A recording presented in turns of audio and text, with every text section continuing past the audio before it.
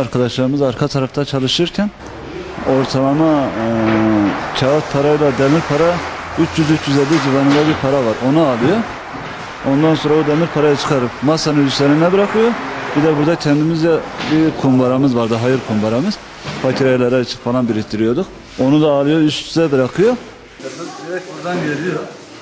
İçeriden buradan kameraya bakıyor. Arka tarafta arkadaşlar çalıştığını fark ediyor. Kameradan arka tarafı izliyor. Rahat bir şekilde şu ara boşluktan geliyor. Şuradan geliyor. Direkten kasaya geçiyor. Kasayla uğraşıyor burada. Hem kasayla uğraşıyor hem kameraya bakıyor. Güzel rahat çalışabiliyor. Ondan sonra da arkadaşlar bir ara gelip beni fark ettiği zaman şu araya giriyor. Şu araya giriyor. Bir daha bakıyor. Kimse gelmedi. Hemen tekrar işine devam ediyor. Boza parayı buradan çıkarıp aynen şu şekilde böyle bir boza paramız vardı.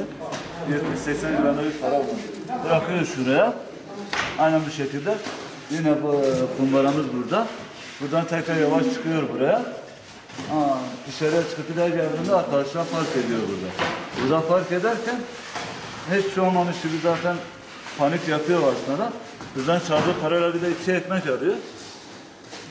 2 ekmeği aldıktan sonra arkadaşlar arka tarafa gidiyor. Bu da dışarıya gidiyor. Dışarıdan gözetliyor burayı. 10 dakika sonra tekrar gelip kumbarayla bu parayı alıp arkasına bakmadan kaçıyor.